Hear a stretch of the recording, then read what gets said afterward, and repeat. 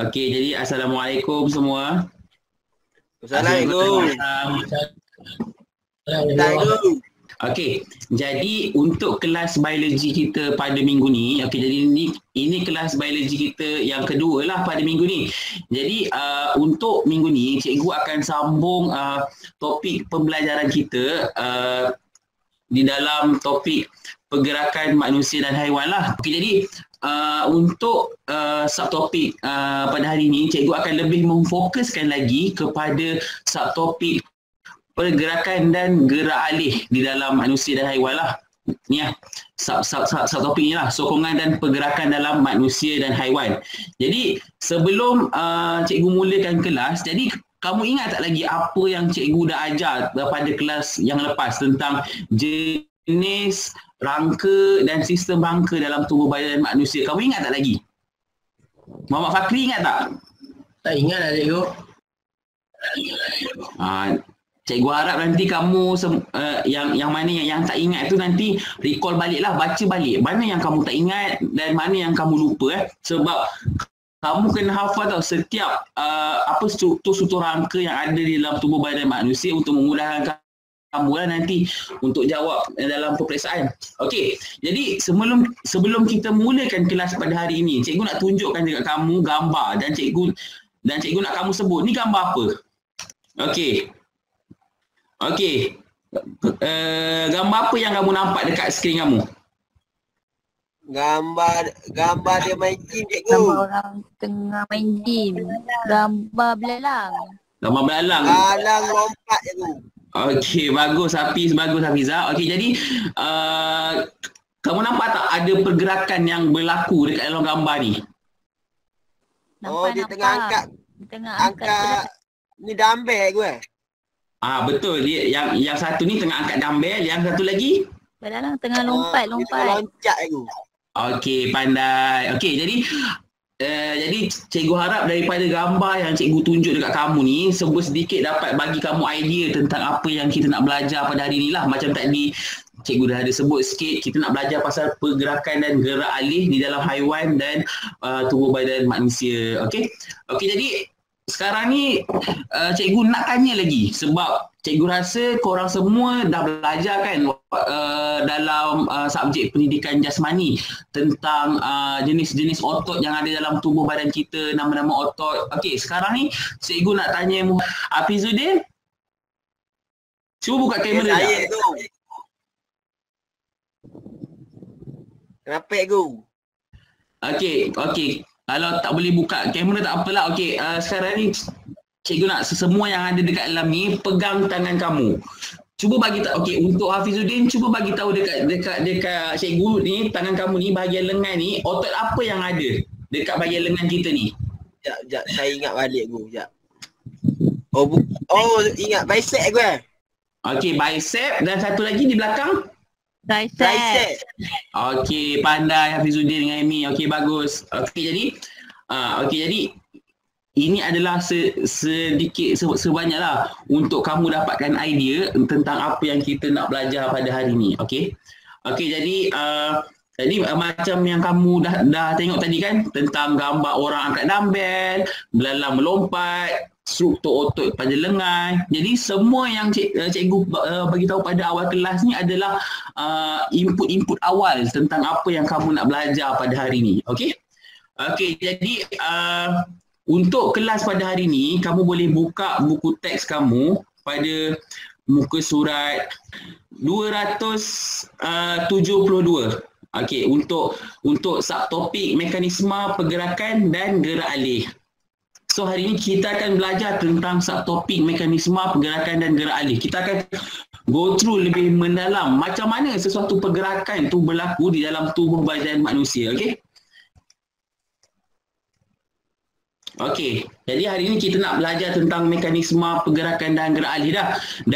Dan sebelum cikgu ajar, cikgu nak bagi tahu dekat kamu tentang objektif pembelajaran. Apa yang kamu akan belajar pada hari ini. Jadi, apa yang kamu akan belajar pada hari ini adalah di akhir pembelajaran nanti kamu akan dapat menerangkan mekanisme pergerakan pada lengan manusia dan mekanisme pergerakan pada kaki kaki manusia.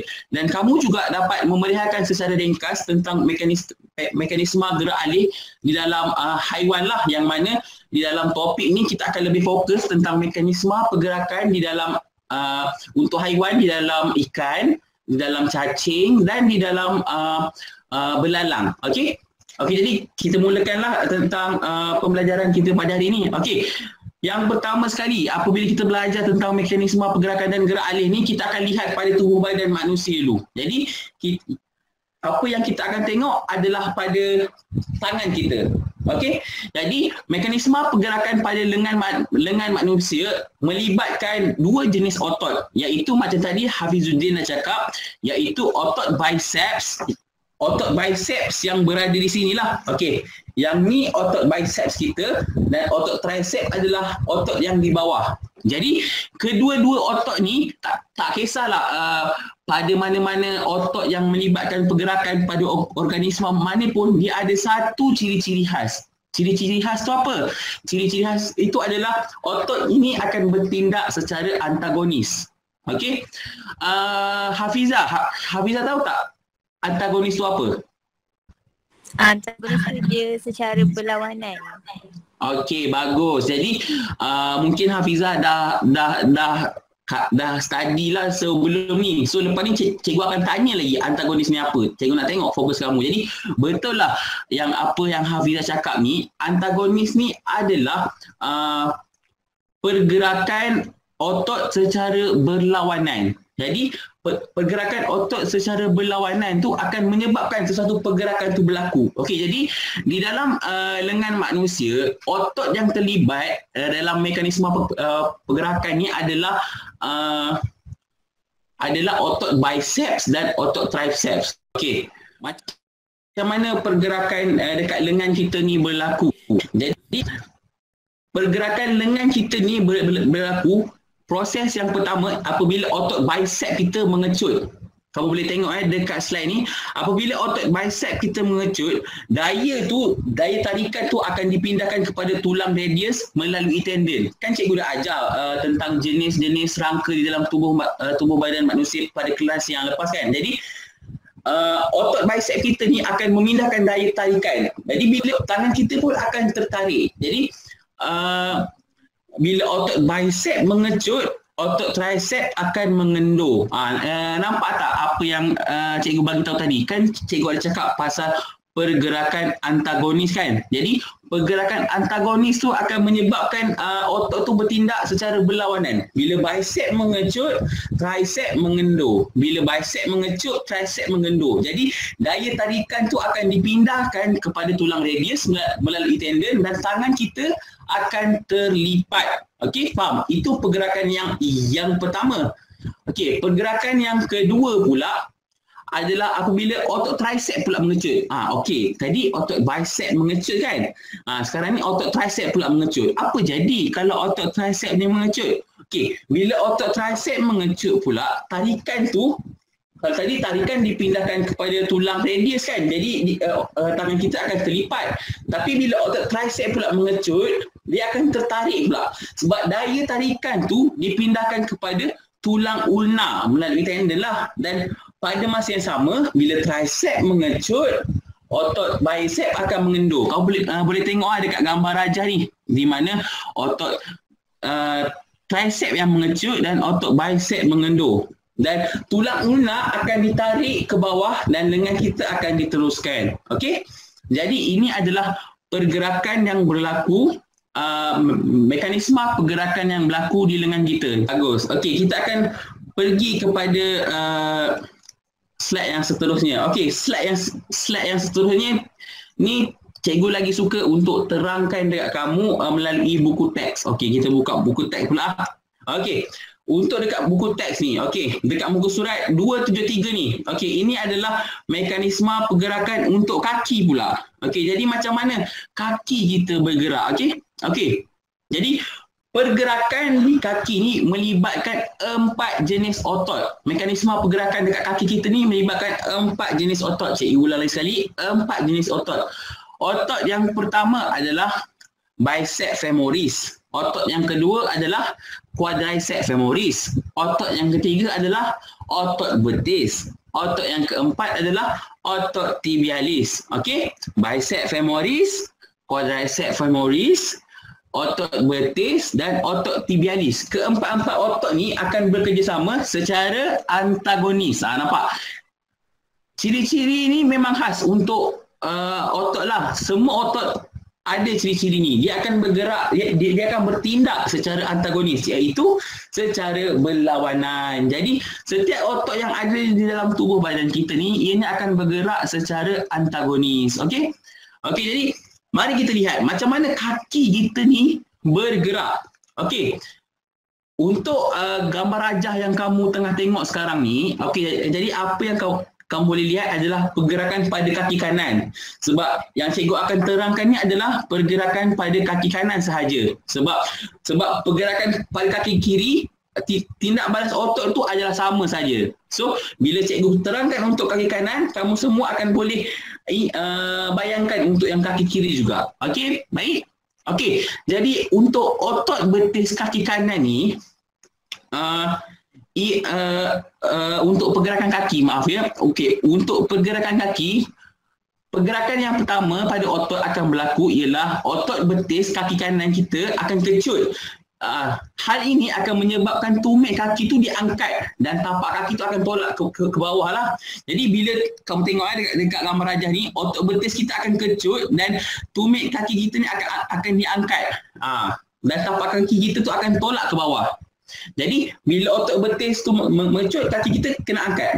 Senangnya macam itulah. Dan pada masa yang sama, bila otot betis kita kecut, kamu tengok sini otot bicep femoris pun mengecut. Untuk otot bicep femoris ni, dia kecut adalah untuk apa? Untuk membengkokkan kaki pada sendi lutut. Jadi otot betis kecut untuk angkat kaki.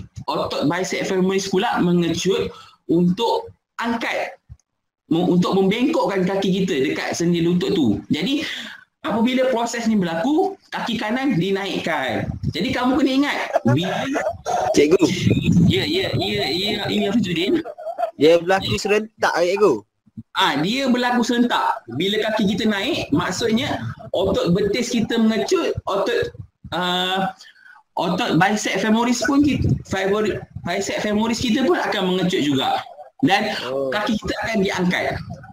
Jadi jadi kan tadi kan cikgu dah cakap kan, bila otot betis mengecut, bicep femoris mengecut. Kalau untuk otot bicep untuk quadriceps femoris dengan otot tibialis pula, dia dalam keadaan apa, Hafiz?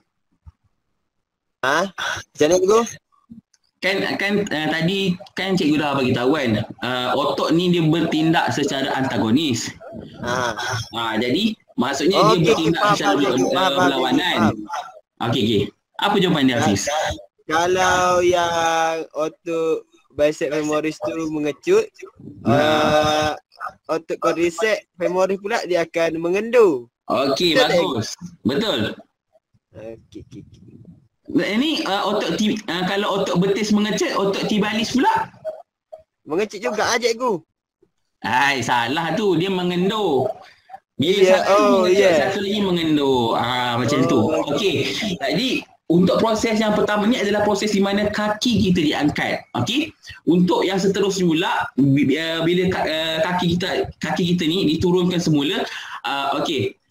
Kamu boleh lihat dekat sini, bila kaki kanan kita tak bersentuh dengan tanah, berat badan kita ni akan disokong oleh kaki kiri yang sentuh dengan tanah lah. Jadi otot quadriceps femoris ni akan bertindak untuk mengecut supaya luruskan kaki, sebab tekanan kita tekanan daripada badan kita ditampung oleh kaki kiri. Jadi kaki kiri tak boleh tampung, so dia nak luruskan balik kaki kanan tadi. Sebab kaki kanan dah angkat kan. Sekarang ni proses dia nak meluruskan semula. Okey, untuk proses ni pula, otot quadriceps femoris akan mengecut dekat belah kanan lah, akan mengecut untuk meluruskan kaki. Dan pada masa yang sama, otot tibialis ni mengecut untuk turunkan kaki. Jadi quadriceps femoris mengecut untuk meluruskan kaki. tibialis mengecut untuk menurunkan tumit kaki. Jadi tumit kaki kanan tadi tu akan menyentuh tanah dan berat badan disokong oleh kaki kanan pula. Jadi pergerakan ni akan berulang-ulang dan akan menyebabkan pergerakan kaki kita maju ke hadapan. Okey? Faham? Okey, misal kata kalau kamu tengok dekat sini kan, otot tibialis ni tengok ni label ni salah tau. Otot tibialis ni labelnya yang di hadapan ni. Jadi dekat buku ni ada sedikit kesalahan lah. Okey, jadi untuk mekanisme pergerakan yang seterusnya pula adalah kita tengok kepada mekanisme gerak alih dalam haiwan pula. Okey, tadi kita dah cerita pasal manusia. So sekarang ni kita cerita pasal haiwan pula. Okey, kita pergi kepada slide kita. Kita akan mulakan dengan mekanisme pergerakan di dalam ikan. Okey, jadi untuk mekanisme pergerakan ikan ni, ianya dikawal oleh otot myotom. Otot myotom ni, kalau kamu boleh belah ikan tu, kamu boleh tengoklah otot myotom tu dia berbentuk W lah. Otot myotom ni dia akan ada di bahagian kiri dan bahagian kanan ikan. Okey, jadi untuk ikan ni senang je. Otot apa? Otot myotom. Jadi sekarang ni kamu nak masing-masing, cikgu nak masing-masing lah. Sekarang buat dekat rumah tu kan, buat tangan macam ni. Dan cikgu nak kamu bayangkan yang ni adalah badan ikan. Okey, jadi ini adalah badan ikan. Di sebelah kiri adalah otot myotom, di sebelah kanan juga adalah otot myotom. Jadi ikan tu kalau nak bergerak, dia akan mengibas, betul tak? Jadi bila otot myotom sebelah kiri mengecut, otot myotom sebelah kanan, Fakri? Jadi ekor tu akan membengkok ke sebelah kiri. Bila otot myotom sebelah kanan pula mengecut dan otot sebelah kiri mengendur, ekor tu akan mengibas sebelah kanan. Jadi pergerakan ni akan menyebabkan ikan tu bergerak ke hadapan. Okey? Jadi ini untuk ikan. Jadi untuk ikan senang je lah. Otot yang terlibat adalah otot myotom dan kamu boleh gunakan analogi tangan kamu untuk membayangkan macam mana pergerakan otot tu berlaku di dalam badan ikan.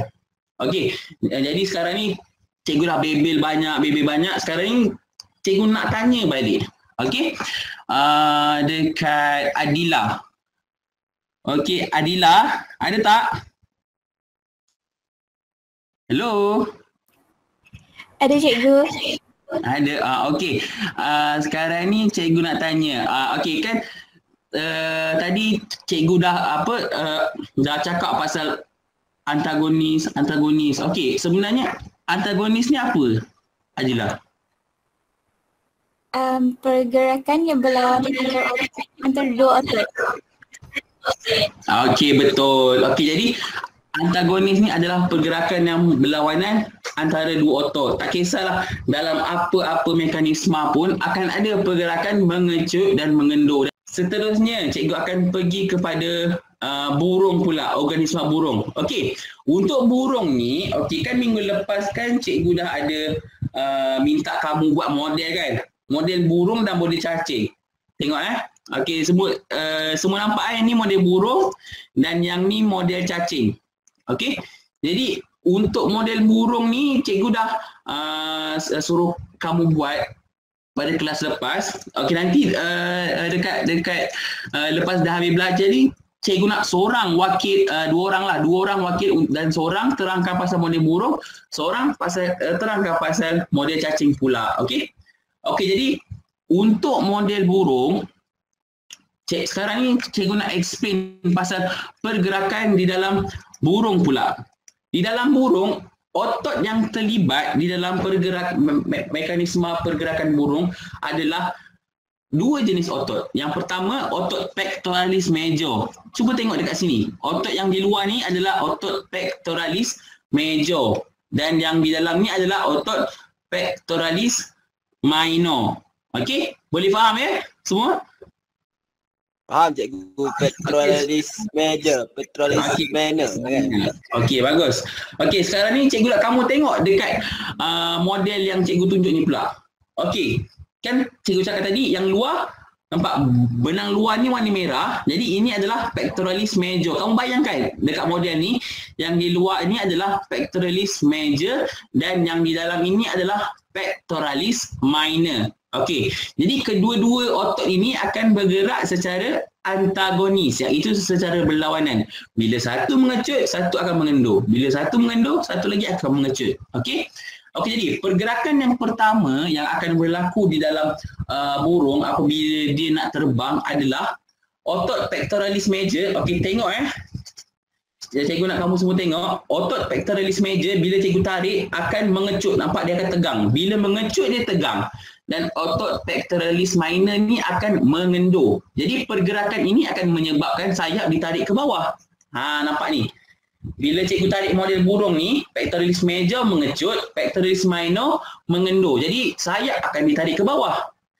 Pergerakan kedua pula adalah apabila sayap ditarik ke atas. Apabila sayap ditarik ke atas, okey, maksudnya dia ditarik ke atas lah. So kamu boleh tengok yang pectoralis major pula mengendur, pectoralis minor mengecut. Jadi sayap ditarik ke atas. Jadi kedua-dua pergerakan ini, pergerakan sayap ke atas dan ke bawah akan menyebabkan burung boleh terbang lah.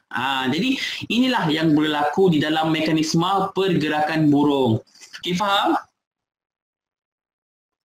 Faham cikgu. Faham.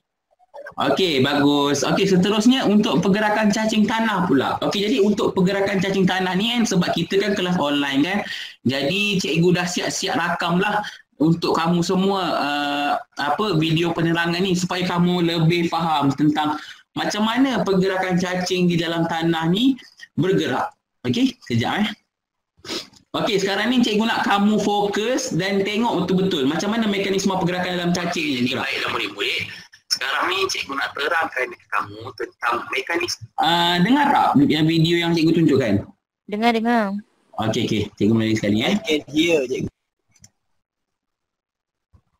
Okey, jadi baiklah murid-murid. Sekarang ni cikgu nak terangkan kepada kamu tentang mekanisme pergerakan cacing. Mekanisme pergerakan lah yang berlaku di dalam organisma cacing. Okey, jadi macam mana apa yang cikgu dah terangkan dekat kamu tadi, otot yang terlibat di dalam mekanisme pergerakan cacing ada dua, iaitu otot membujur dan otot melingkar. Iaitu yang kamu boleh tengok dekat dalam buku teks lah kan, otot membujur dan otot melingkar. Jadi untuk cikgu demonstrasikan ni, cikgu guna model cacing yang mana kamu boleh bayangkan yang di dalam ni adalah otot membujur dan yang di luar ni adalah otot melingkar. Macam kamu tengok dekat dalam buku teks kamu, otot membujur tu adalah otot yang di dalam. Dia disusun secara membujur, dan otot melingkar tu adalah otot yang di luar, yang mana dia melingkar pada struktur otot membujur. Okey, boleh faham? Okey, jadi pergerakan otot ni mestilah berlaku secara antagonis, yang mana cikgu dah terangkan banyak kali dekat kamu semua tadi. Pergerakan antagonis ni adalah satu pergerakan yang berlawanan, di mana kalau ada satu otot mengecut, satu lagi otot mesti mengendur. Okey, sekarang ni cikgu nak tunjukkan dekat kamu macam mana mekanisme pergerakan di dalam cacing berlaku. Okey, kalau kamu boleh tengok dekat dalam buku teks kamu, dan kamu tengok juga yang cikgu nak demonstrasi ni. Okey, pergerakan yang pertama yang berlaku adalah otot membujur dia mengecut dan otot melingkar dia mengendur. Jadi bila otot membujur mengecut dan otot melingkar mengendur, untuk model ni kita tak payah buat apa-apalah. Tak ada action lah yang kita kena buat, kita biarkan je. Cuma kamu kena bayangkan otot membujur mengecut, otot melingkar mengendur. Kamu tengoklah, ini struktur tubuh cacing kan. Otot membujur mengecut, otot melingkar mengendur. Jadi pada waktu ketika ini, struktur tubuh cacing adalah tebal dan pendek.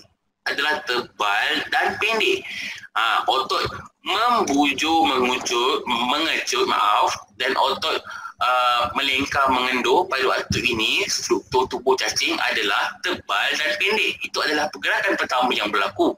Dan apabila pergerakan kedua berlaku, kita kena tarik benang yang ada lah dekat model ni. Nampak ni benang kan. Jadi bila kita tarik, maksudnya otot yang di luar ni mengecut pula kan. Tadi dia mengendur. Jadi pergerakan yang kedua, kita kena tarik.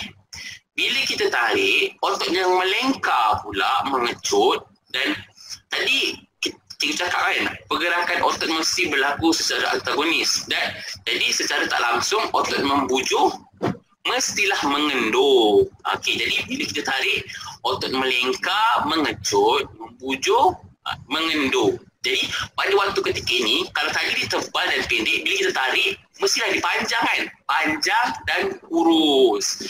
Jadi bila kita tarik dan kita lepas, bila kita tarik dan kita lepas, cacing itu akan bergerak ke hadapan. Jadi apa yang cikgu nak bagi tahu kat sini, pergerakan mekanisme pergerakan ini akan berlaku secara berulang-ulang dan ini akan menyebabkan cacing itu bergerak ke hadapan. Jadi ingat apa otot yang terlibat di dalam mekanisme pergerakan cacing? Okey. Okey, jadi kamu semua dah dengar tentang penerangan cikgu terhadap mekanisme pergerakan cacing ni? Faham tak? Okey. Faham cikgu. Tentang mekanisme pergerakan cacing ni. Okey, kalau tak ada siapa nak tanya, cikgu nak tanya. Saya cikgu jawab. Okey. Hafizah cikgu. Otot membujur. Okey, lagi satu Hafizah. Otot melingkar kot. Untuk melingkar. Okey, betul. Terima kasih Hafizuddin sebab tolong Hafizah. Okey, bagus Okey, jadi itu adalah untuk cacing. Okey, sekarang ni kita akan terus pergi kepada pergerakan belalang pula. So cikgu harap untuk pergerakan cacing tu kamu semua boleh faham dan praktikkan sebab kamu pun dah ada model yang sama juga kan. So cikgu harap kamu boleh faham dan praktikkan. Okey, ini adalah untuk pergerakan belalang pula. Okey, untuk pergerakan belalang, cikgu nak kamu tengok video yang cikgu sediakan ni.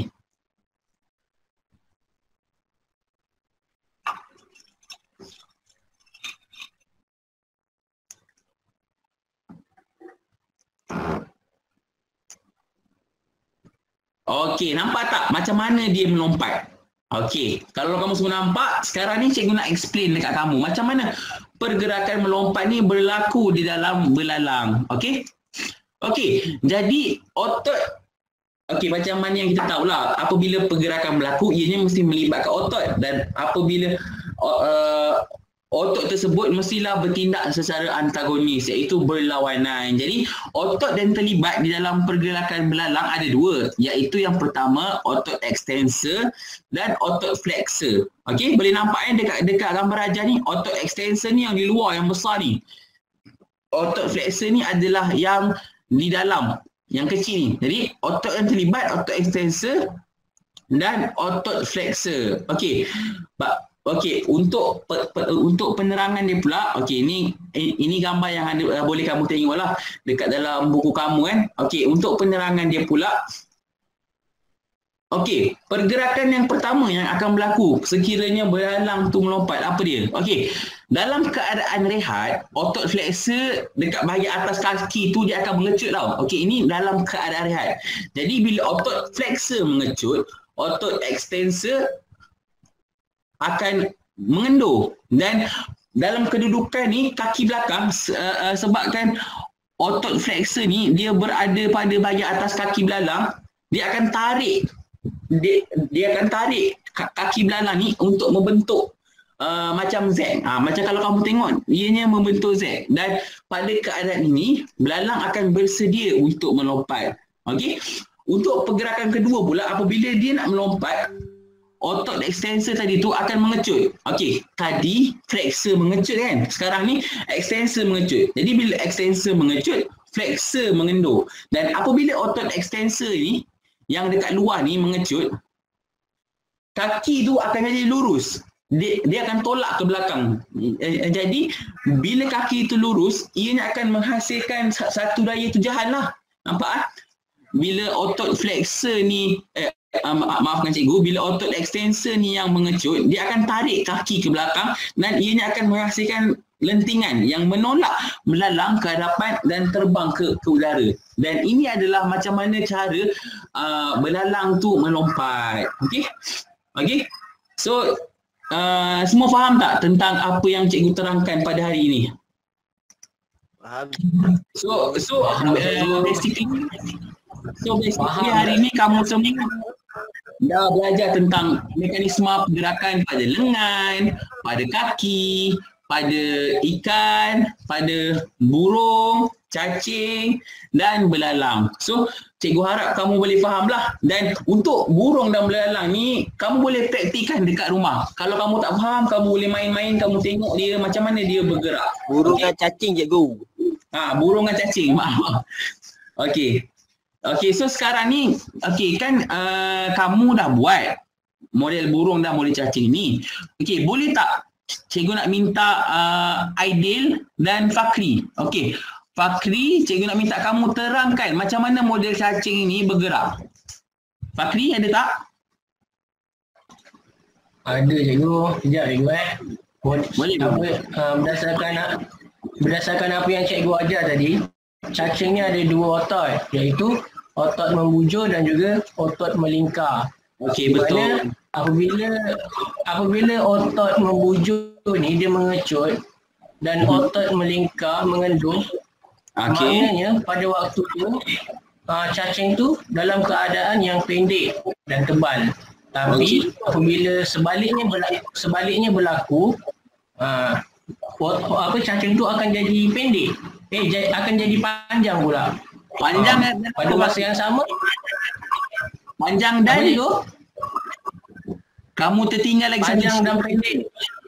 Betul. Panjang dan mengecut cikgu. Kurus. Panjang dan kurus. Lagi sambung. Bila dia menjadi panjang dan kurus, lepas tu proses tu akan berlaku selanjutnya. Jadi bila proses tu berulang, dia akan ke depan lah, jalan ke depan. Okey, betul Fakri. Terima kasih. Okey, seterusnya untuk Zarif Aidil pula. Zarif Aidil, boleh terangkan tak macam mana mekanisme pergerakan berlaku di dalam burung?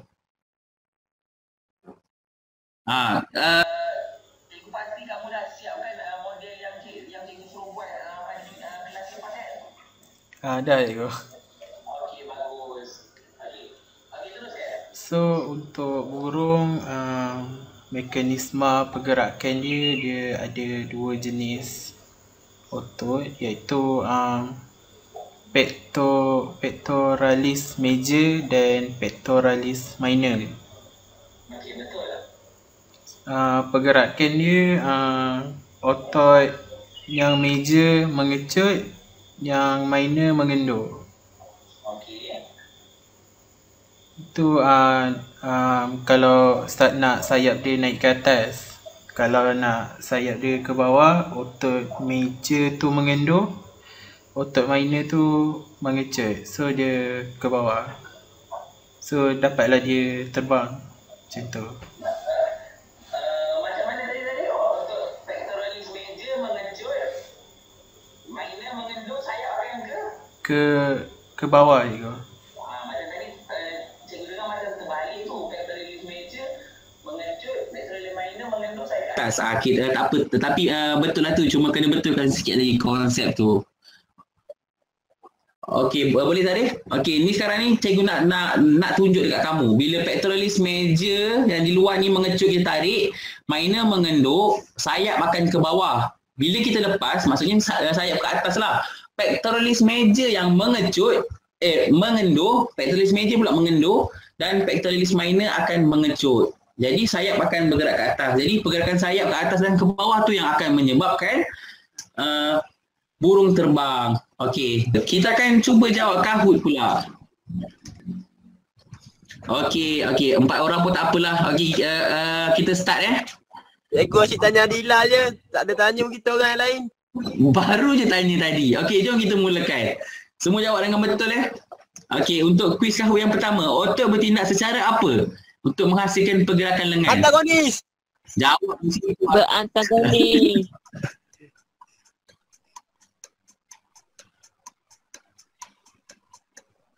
Okey, 3 orang betul. 4 saya betul guru. Oh, sebab Hafiz tak tu tadi. Okey, untuk soalan yang seterusnya. Adila tak sempat jawab ke tu? Okey.